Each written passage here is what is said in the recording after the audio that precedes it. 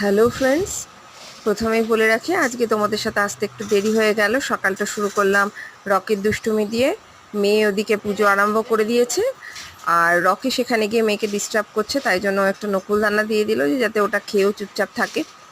তো ঘুরে এসে আবার আমাকে দেখতে রইলো, আমি একটু মায়ের মুখটাও দর্শন করে নিলাম, কারণ সকালবেলা চট করে তাড়াহুড়োতে তো বসতে সময় পায় না, তাই জন্য মেয়েকেই বলি ওই বেশিরভাগ সময় ওর সুবিধে মতো পুজো করে। তো আজকে ওর টিউশন ছিল বলে ও তাড়াতাড়ি পুজোটা করতে আরম্ভ করে দিয়েছে।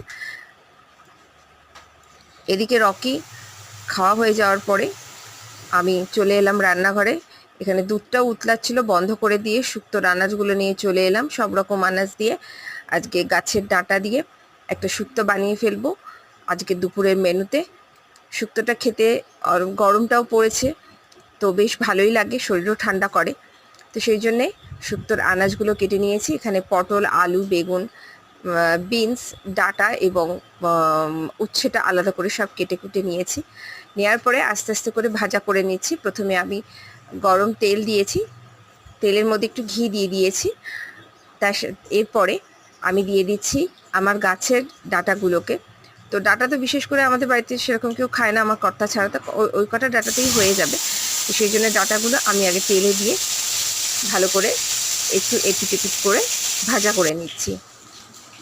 তা করতে করতে কর্তামশাই চলে এলেন, তাকে আবার ব্রেকফাস্ট দিয়ে দিলাম। আজকে উনি বললেন যে আমি দুধ চিড়ে খাবো, তো ওকে দুধ চিড়ে, কলা আর অল্প কটা আমন্ড ছিল ঘরে, সেটাও দিয়ে দিয়েছি। ওকে খাবারগুলো দিয়ে ওকে খেতে বসতে বলে আমি চলে এলাম রান্নাঘরে, কারণ রান্না করতে করতেই ওকে খাবার দিলাম। এসে ডাঁটাগুলো তুলে নিয়ে আলুগুলো দিয়ে দিলাম ভাজা হওয়ার জন্যে।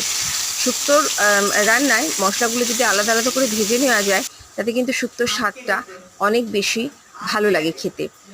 তার মধ্যেখানেই আমি করলাম কি, ওকে যে কলা দুটো দিয়েছিলাম সেই খোসাগুলো নিয়ে গিয়ে জবা গাছের গোড়া দিয়ে দিলাম। কলার খোসায় প্রচণ্ড পটাশটা থাকে, সে যেটা জবা গাছের জন্য জরুরি। তো আমি সেই জন্যে কলা ঘরে আনলেই খোসাগুলো ফেলে না দিয়ে আমি জবা গাছের গোড়ায় দিয়ে দিই। তোমাদের তো বলেইছিলাম আমি ভৃঙ্গরাজ গাছটা দেখাবো আমার বাগানে, তো দেখে নাও আমার ভৃঙ্গরাজ গাছ। ভৃঙ্গরাজ গাছের ফুল দেখলেই চেনা যায় এটাই হচ্ছে ভৃঙ্গরাজ গাছের ফুল। তো এরকম আমার কাছে অনেক চারা রয়েছে। তো আমি একটু ঘুরিয়ে ফিরিয়ে দেখছিলাম বাগানটা, তা করতে করতে দেখলাম আমার অ্যাডোনিয়াম গাছেও ফুল চলে এসছে একে একে। দেরিতে এলো আমার গাছে, আসলে সেইভাবে তো যত্ন করে উঠতে পারি না, সময় পাই না।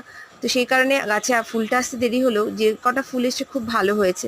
এদিকে দেখো আমার মানি প্ল্যান্টের গাছটাও, নিম গাছটা জড়িয়ে উঠেছে, পাতাগুলো কিন্তু বিশাল বড় বড় হতেছে। চলো আজকে এই অবধি, পাশে থেকো, সাথে থেকো, সাবস্ক্রাইব করে সাপোর্ট করো।